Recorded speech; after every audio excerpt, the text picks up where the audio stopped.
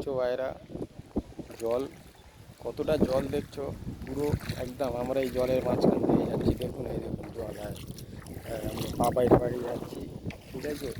প্রচণ্ড জল, খালি জল আর জল, জল আর জল, সমুদ্র তুল্য জল, জল আর জল। দেখুন আমরা জল দিয়ে যাচ্ছি, ঠিক আছে। এখানে তোমার মানুষের কর্মস্থান হচ্ছে তোমার, এরা চাষবাস করে খায়, এদের চাষের কাজ, ঠিক আছে। কিন্তু এরা চাষের কাজ করে খুব সুখে থাকতো। কিন্তু এই তোমার কি বলে, তোমার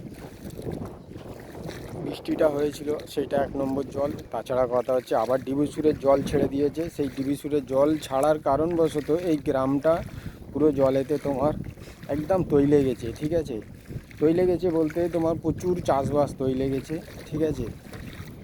এই একটু তোমার আমরা একটু কম জলের মধ্যে এখন এসেছি, ঠিক আছে। আর এই জলের দু সাইডে তোমার জলের তোমার ওপর দিয়ে একটা তোমার ওই তোমার বাঁধ আছে, সেই বাঁধের ওপর দিয়ে আমরা যাচ্ছি জল ভেঙে ভেঙে, ঠিক আছে।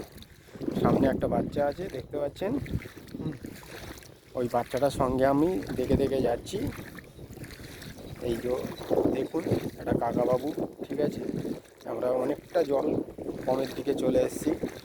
এই একটা কাকাবাবু দেখুন পাটকে পাটকে কিষানেটা কী করছে,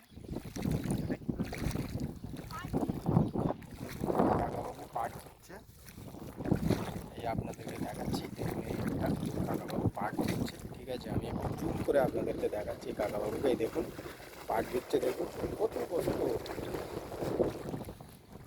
এই পাটটাই যদি তোমার কোনো পুকুরের মধ্যে যদি তোমার পাটটা ধরতো তাহলে কতটা কম হতো।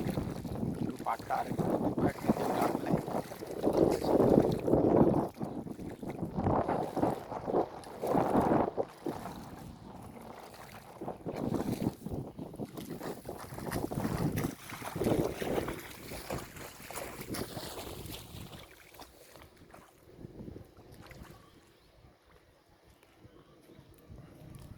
এই দেখুন সেখানে একটা,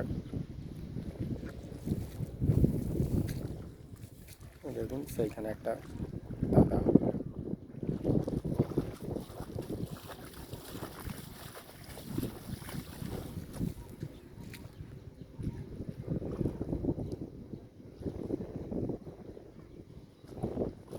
হ্যাঁ, সেই দাদাকে আমি দেখাচ্ছি, একটু জুম করে আপনাদেরকে দেখাচ্ছি। হ্যাঁ দেখছেন কত চাষের ক্ষতি হয়ে গেছে, ঠিক আছে।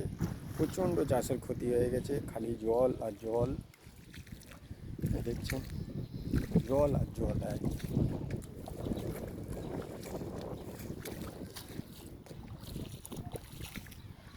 জল, খালি জল।